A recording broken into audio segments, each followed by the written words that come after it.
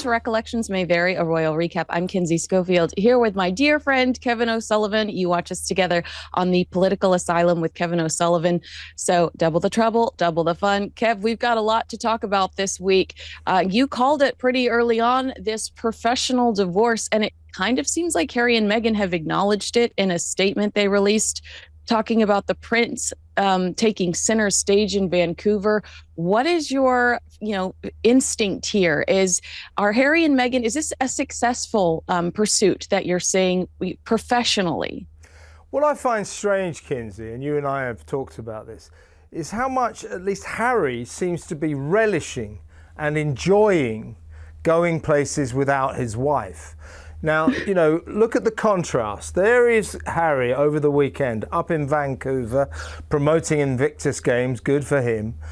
Why couldn't he take Meghan along? Maybe even the kids as well. Instead, she's down at Venice Beach in LA, sort of partying with a few of her friends, celebrating a new hair product, hippie hair or something. Now, this is like pointed separateness. Do you see what I mean? Now, we know that image makers have said to Harry, at least, maybe, it's better off when you're alone. When you go places with Meghan, she's a bit toxic and it's not very good for your image. So, as we've discussed before, he's been going for more and more private, personal, solo appearances. And now it's sort of reached a tipping point now. This weekend I thought, what the hell is going on? Are these two people ever going to appear together again? Now we know that Meghan in particular is kind of worried about these increasing rumours about a potential split, that the marriage is in trouble. Now, if it's not in trouble, surely she would say to him, Harry, we need to go out. We need to be seen in public. Go to a restaurant. Go to bloody Vancouver, if you like. Go to the Venice Beach disco together. Be photographed. That would kill a million rumours, and yet it doesn't happen. The only conclusion that you can begin to reach is there is something going wrong here, that maybe Harry doesn't want to be seen with his wife. Maybe she doesn't want to be seen with him. But it does strike me that these solo appearances have reached a kind of crisis point. Something is going on here. I love the way that you give Meghan Markle a Dick Tracy voice. You're like, Harry, you see? Harry, it's very nice. Harry. All right, well, we gotta be seen in public again. On Monday, Prince Harry spoke with students and played sitting volleyball with them at Seaforth Armory, a historic military facility where he launched an online program to introduce the Invictus Games into schools. And a lot of the commentary from Harry fans, obviously, were, the public's prince, the people's prince. Very much comparing him to Princess Diana. How intentional do you think that is? Because when I see Prince Harry getting on kids' levels and engaging, I certainly am reminded of his mom. And I wonder if the handlers that we talk about, who are probably no better than the men in gray suits that Harry and Meghan initially complained about at the palace, I imagine that is on their agenda. Everyone loves Princess Diana, so how can we make Prince Harry look as much like Princess Diana as possible? That's exactly it. I mean, to be fair to him, he loves his mother, or he loves the memory of his mother, was very close to her.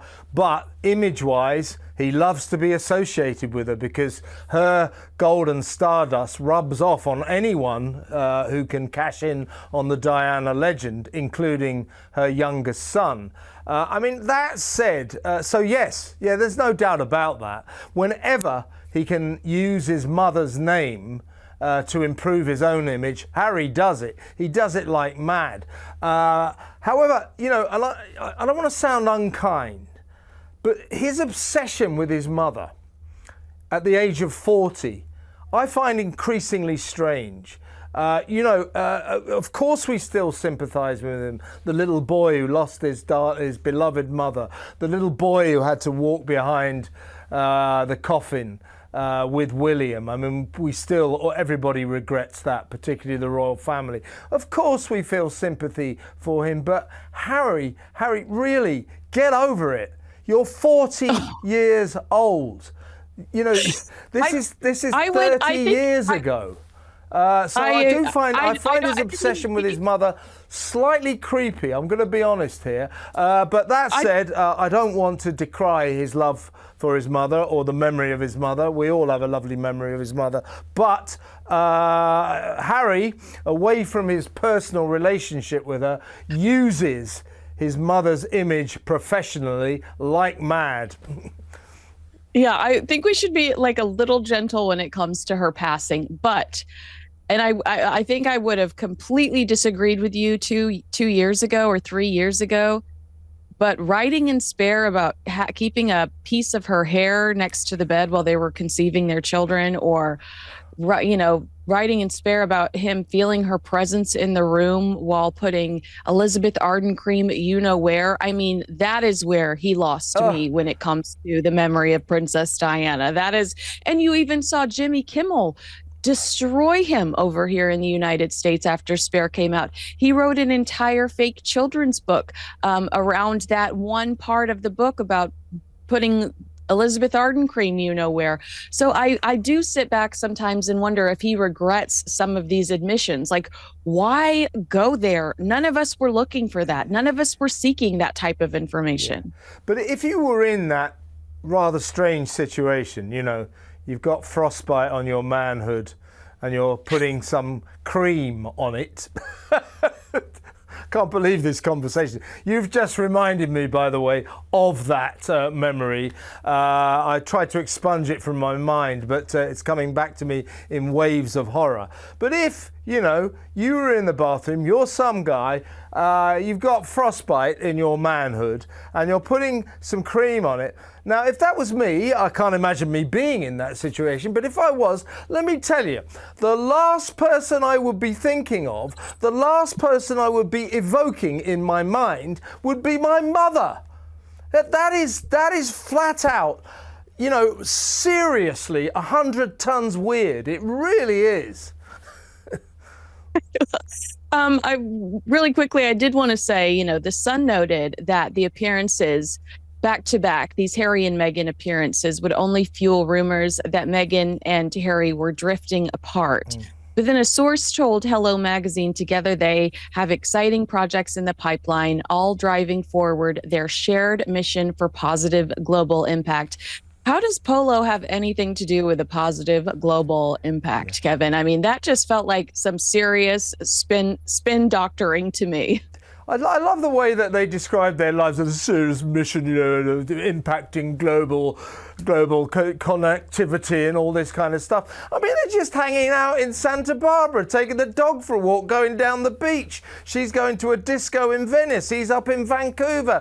How is this impacting the world? They have such a grandiose, or rather, she has an incredibly grandiose idea of her life. And as Harry reaches out back across the Atlantic more and more and more towards Britain and maybe even Portugal, where they bought a home, and he fears he might have to go and live there permanently if Donald Trump kicks him out of the country. But as he reaches back towards his family more and more and more, wanting to come back here, wanting to be re-embraced by the love of the British people. He won't be. He used to have that, but he won't get that again. But he wants it. So he's making moves. He's talking to people. Can I come back? Can I do some duties?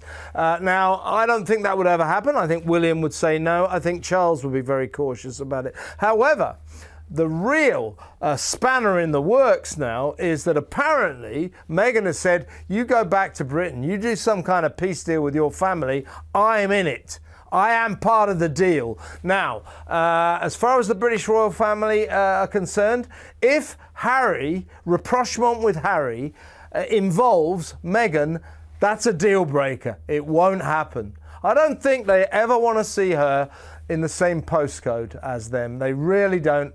They believe she's the one who's dragged him away from them, which frankly she has. Again, I don't know what's going on in that relationship, but I sense it's quite a lot, and I sense that a lot of that is not good. Yeah, she's cheapened the Harry brand maybe not the royal family brand, which I think is stronger than she is, but she certainly cheapened the Harry brand. I mean, Harry has pretty much, I know that they have probably looked through the Princess Diana playbook and tried to recreate what Panorama, Oprah Winfrey, Diana, Her True Story, Spare. But the reality is they're pretty much falling in more in line with Fergie, who was selling blenders at 3 o'clock in the morning on the Home Shopping Network here in the United States. Meghan hawking hair products is more like Fergie than ever anything Princess Diana would touch. She said the other night in Venice that when she met this woman that she's invested in, that she was box coloring her hair. And I thought that is truly the only time I've ever related to Meghan Markle. But you mentioned something interesting about Harry and Meghan kind of just roaming around Santa Barbara with their Montecito with their dog, and what is it truly that they're accomplishing? What you and I have been discussing, Meghan Markle's likely contract with William Morris Endeavor. If you are a newer star, they sign typically a 1-year deal, but if you are a bigger star and somebody really thinks they could make a great piece of dough out of you, then they might require you to sign a 3-year contract. And if Meghan did sign a 3-year contract with William Morris Endeavor, she's probably at the halfway point in her contract right now. They said that their focus was going to be on building Meghan's business in areas like film and television production through Archwell brand partnerships. The deal does not include acting. William Morris Endeavor is a powerhouse. I have a very hard time believing that William Morris Endeavor had anything to do with highbrow hippie hair products. I have a lot of doubt that William Morris Endeavor had anything to do with the purse company that she recently promoted in the New York Times. What is she doing for William Morris Endeavor is my question to you. Well, she signed this deal with WME April 23. So that's a year and a half ago, kind of, right?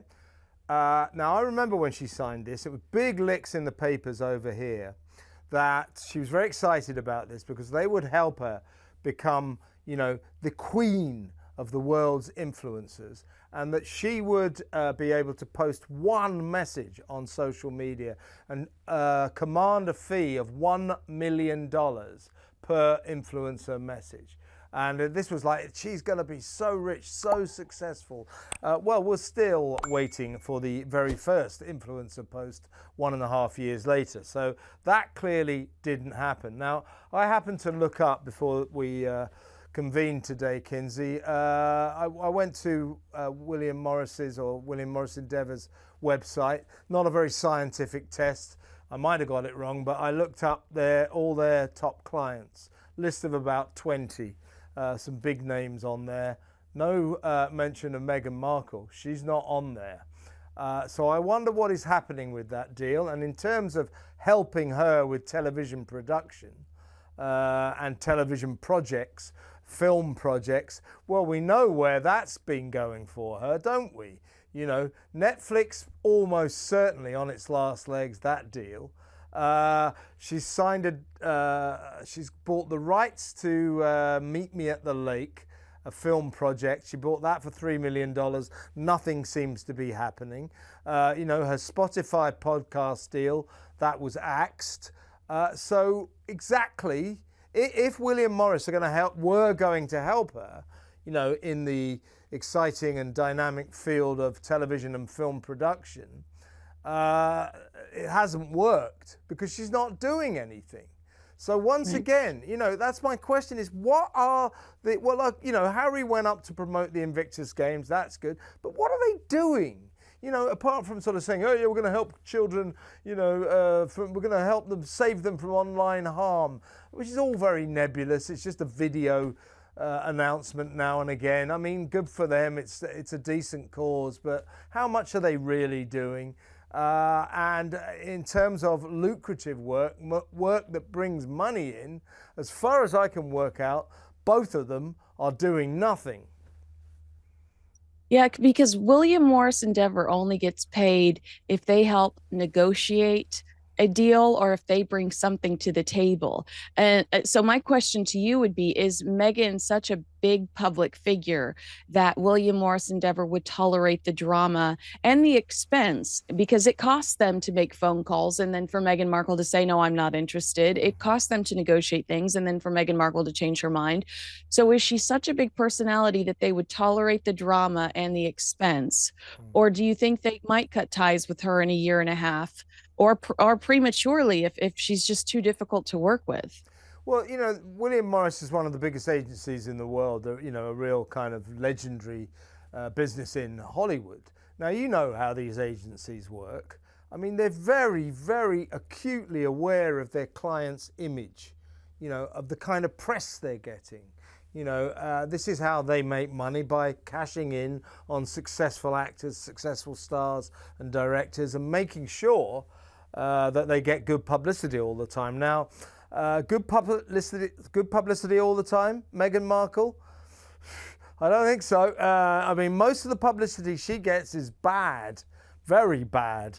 You know, the recent Hollywood Reporter investigation into her alleged bullying of staff, you know, making grown men cry, tantrums in the middle of the night, what was she called, a tyrant in high heels, terrifying her staff. You know, all of this stuff. That is the kind of publicity that agencies like William Morris run a mile from. You start getting that publicity and the guys at William Morris will say to you, you know what, we feel that your interests might be better pursued elsewhere. So it wouldn't be unreasonable to conclude that William Morris are worried about the toxic side of Meghan's image. Now, you know, she's not totally toxic. She's got a fan base. A lot of people love her, but a lot of people don't. And therefore, there are real problems there. And I wonder what her relationship is with William Morris, because, as we said, she signed this deal back in April 23. Nothing whatsoever seems to have come from it. And I would suggest that one of the reasons nothing is happening there is William Morris, the people at William Morris, are somewhat disillusioned by the image she's projecting at the moment. Yeah, I really expected when she signed with them that she'd get some sort of huge beauty deal. Like, you know, I'm glad that she's supporting her friend at Highbrow Hippie, but there, people like me expected her to be like the face of L'Oreal or something like that. You know what I mean? She is a royal, so she's married, at least married to a royal. So I think people like me had much higher expectations for her. And William Morris Endeavor have the contacts in their cell phone. They're at their holiday parties. They're at their Emmy parties. They could make one phone call to make that happen. So what has gone wrong is really my question, because there were rumors that she probably started, but there were rumors years ago that she was going to be the new face of Dior, which of course would have been great for her because Diana famously carried the Lady Di bag from Dior. Meghan has some Dior bags. You know, what happened to these big collaborations? To me, it just says that she is much more toxic than we give them credit for, because otherwise some of those things should have come to fruition so long ago. Speaking of toxic, Samantha Markle's lawyer has fired back at Prince Harry and Meghan Markle's attorneys that are angry with Samantha Markle and her team for not referring to Meghan as the Duchess of Sussex. They call her Meghan Markle in their court documents. I'd first just like, we'll go into some of the funny things that her attorney said, but first of all, I'd like your reaction to the fact that petty Meghan Markle and her team are trying to force her half sibling to refer to her as Meghan, the Duchess of Sussex. Is that not kind of revolting? It is revolting. It's extremely pompous. It's actually insecure as well, you know. I mean, you know, please call me by this title. And don't forget, we were talking just now about the Hollywood Reporter's investigation. One of the reasons, one of the many reasons that staff don't like her and find her oppressive is that she insists that they all call her mom.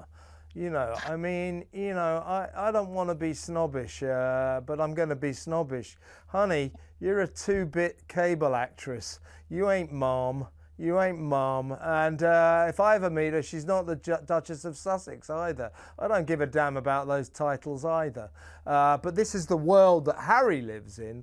And for Meghan, she's living her best life pretending to be a princess, a British princess. Samantha Markle, her half-sister, is appealing in a bid to relaunch her defamation, her libel suit against Meghan, because she says that Meghan, in the documentary series Harry and Meghan, implied that Samantha was part of a group who were posting nasty things about her on social media and spreading nasty rumours. And Meghan turned to this group of people, without naming them, saying, "You're making people want to kill me."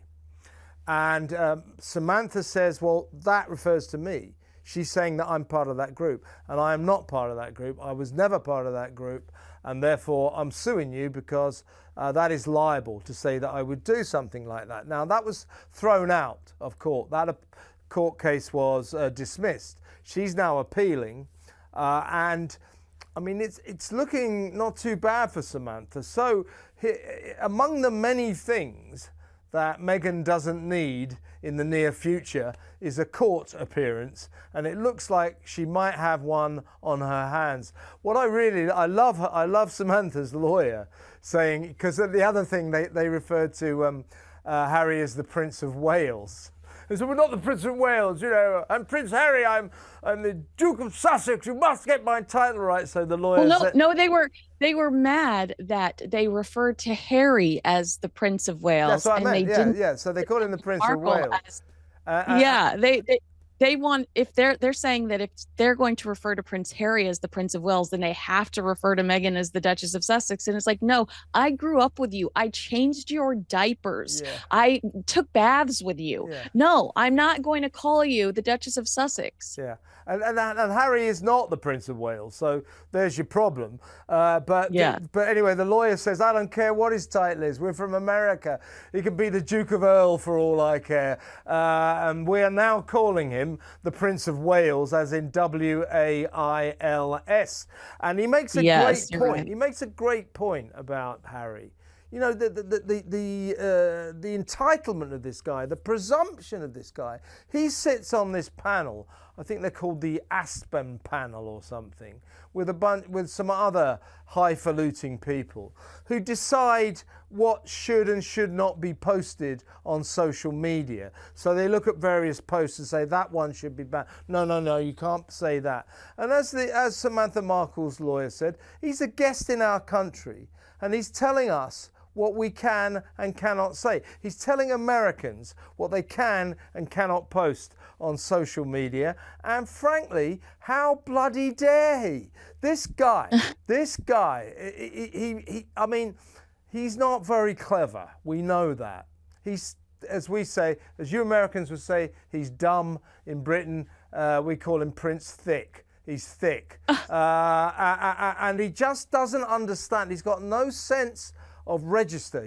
Don't go over into someone else's country and start telling them what they can and cannot do. By the way, he can't even tell us what we can and cannot do. I mean, we kind of like our royal family, but they don't rule us. They have no power over us whatsoever. So maybe he came to America so he could get people to do what he says. Either way, this case of Samantha Markle is very interesting, and I think it's not dead yet. And Meghan must be quaking in her boots about the idea of ending up in court, because that'll be even worse for her image. I mean, I'm going to go back to what Tina Brown said the other week, that this woman, Meghan Markle, has the worst judgment of anyone in the world. And if you remember, I love this, all of her ideas are total crap. Well, look at the situation she's in now. Look at all her projects that came to nothing.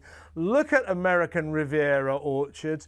And you think about it, it certainly does bear out the fact that it's a justifiable thing to say all of Meghan's ideas are total crap because they come to nothing. Yeah, and look at anytime they're awarded lately, it's for an entity that was founded under the British royal family umbrella, whether it's Prince Harry accepting an award for the Invictus Games or what did he accept an award for recently? Travelist, also founded, he was acknowledged, I should say, Travelers, yeah, from yeah, in Time. Time magazine, Yeah, yeah. yeah, and that was something created under the royal family umbrella. So it seems like those are the only things that are functioning properly, things that were created under that umbrella and by the men in gray suits. Really quickly, because I know I don't have much more time with you, I would like to point out the hypocrisy in Meghan demanding that her literal DNA sibling refer to her by her title, but Harry and Meghan refused to refer to Catherine as a Catherine, which the palace has asked us to call her Catherine for a few years now. And when they release statements about her, they call her Kate. That, Meghan, you don't have that relationship with her. You call her Catherine, Duchess of Sussex. It's like when they set her down and told her she did not have the relationship with Catherine to accuse her of having baby brain or talk about her hormones.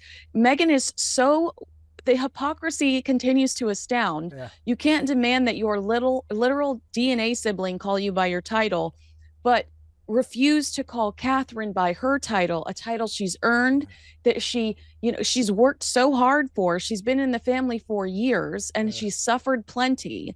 But you want to call her Kate. No, she is not Kate to you. You guys do not have that kind of relationship. Like, get over it. Yeah, I mean, I call her Kate because if anybody tells me to do something, I'll try to do the opposite. And Buckingham Palace doesn't tell me what to do, so I always call her Kate just to annoy them. But if I was Harry or Meghan, I would call her Catherine because I know if I was them, I know her. In Harry's case, he used to be very close to her. So I agree with you. I would call her Catherine because that's what she wants to be called. Doesn't matter what I call her, but it does matter what Harry calls her. So this whole thing, this sums up Harry's life and by extension now Meghan's. Harry, all members of the royal family don't have much to think about. From the moment they're born, they're not like the rest of us. They don't have to make a living. They don't have to go out and bring the bacon in. They don't have to put food on the table. Nothing. They don't really have to do anything. They just get loads of free money and they live in palaces. They have to come up with ways to occupy their time. Now, Harry, to be fair, William, the King, Catherine, I'll call her that this time, they all do occupy their time brilliantly. So does Princess Anne and Edward. They all occupy their time. Harry, I'll tell you what he occupies his time with, thinking about his status. Is he fifth or sixth in line to the throne? Why don't I have a gun, armed police protection when I come back to England? Because William gets that. He's obsessed with his status. All he's got to think about are his silly little titles and where he is in succession to the throne and just how much we have to look up to him just because of where he was born. Well, look, we respect our royal family because most of the royal family respect us. But they're not entitled to our automatic respect. And they know that. The King knows that. William knows that. Edward, Anne, they all know that. They work hard to earn our respect and they get it. Harry does nothing to earn our respect, so he doesn't get it. And Meghan does even little less to earn our respect, and therefore she definitely doesn't get it. I mean, they've become a soap opera on the West Coast. It's entertaining, but I don't know what they amount to anymore. I don't really... Well, I know what the point of them is because they're a great story. We talk about them all the time. But yeah, in the same breath, I don't know what the point of them is. Well, I have a strong feeling that our audience is going to agree with us, but let us know in the comments. Agree, disagree, let us know in the comments below. Make sure you like, subscribe, and share this video with a friend. Kev, thanks so much. It was so good to see you this week. Always a pleasure, Kinsey.